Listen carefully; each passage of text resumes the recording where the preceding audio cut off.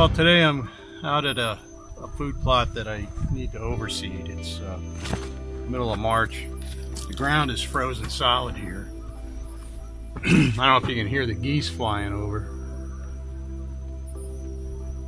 but it's definitely getting to be spring, and we're going to do some planting. And this is an area that many years ago I regenerated. The first video I ever put on YouTube was of this regeneration plot, and I don't know if you can see the red paint that I put on the trees that I want to leave. It's time to go in there and start doing my cleaning. So I have to get rid of a lot of these saplings. All the red maple stump sprouts got to go. They're just taking up a lot of space and shading out my shrub layer. This area has actually grown up to the point where it's not really good deer bedding anymore. So I need to set it back. If I could do anything I wanted, I would definitely burn this, but that's not an option for me right now. So I'm just going to use a chainsaw and we'll go in there and work on it a little bit.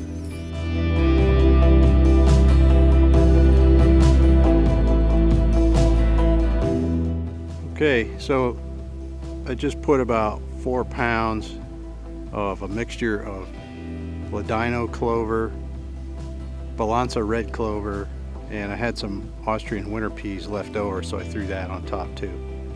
The ground is frozen right now and it'll thaw out today. I don't know if you can see those little guys. See, it's not good if they land on top of a leaf or something, but hopefully the April rains, we usually get heavy rains here in Pennsylvania in April. That'll pound that stuff in. There's plenty of bare soil here, so it looks like I put it on a little too heavy, but that's okay. Yeah, plenty of bare soil because the deer pretty much ate everything right down to the mud last fall. There's a lot of grass in here. There's going to be a lot of stilt grass. So the plan is to let this come up. The grass will come up with it, and once it starts to smother my clover, then I'll spray. That'll give me a mulch and allow that clover to take off. The design here years ago when I created this was to have a food plot here and then thick cover right next to it. So this would be the first place that deer would come out of the thicket to feed, and then head out in that direction to the bigger fields. I'm thinking now, get this fence down and then I'll put a stand right in there. The wind blows out that way most of the time, so that's probably going to be a pretty good spot, and you can get yourself hidden really well in that pine tree. So yeah, that's going to be a good spot for something like a hang on or a lander stand. Alright, unfortunately it's time to fire up the chainsaw and start cutting saplings. Okay, so here's a little bit of before. You can see these red maple stump sprouts. They're taking up a lot of space, soaking up a lot of sunshine. Gotta get rid of them. So I'm going to work on them for a little while here. There's a chestnut oak right here that I want to free up all of the space around it, so that when acorns are coming down here they can have full sunlight and grow. Yeah, you can tell bucks like it in here. It's a pretty tasty buck rub. And this is pretty much up to my chest right here. Pretty big deer. Okay, so here's another one. Alright, I burned a tank of gas, probably cut a couple hundred trees back here. I'll show you what the method to my madness is.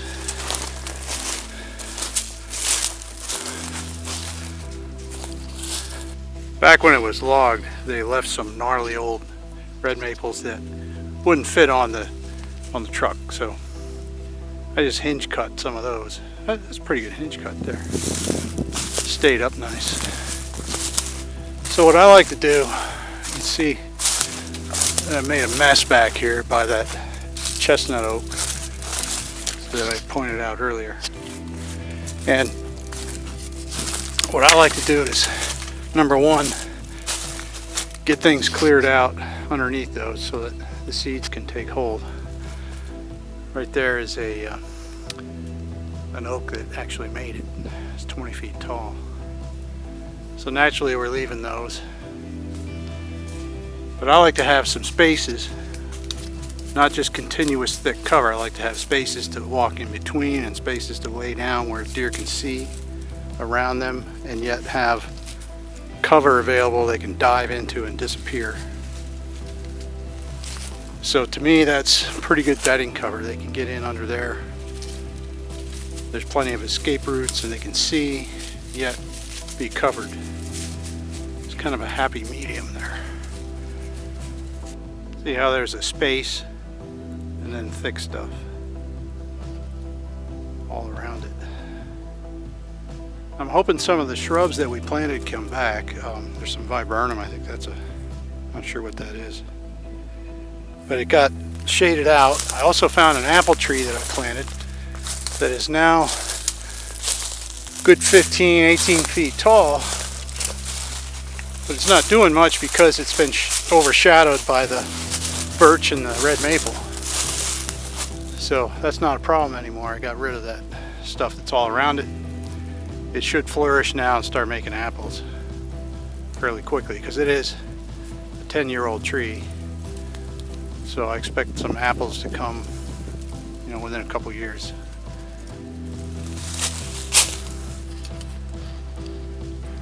American chestnut, about 12 feet. So good luck. We'll see what happens with it. I'm going to free that up too.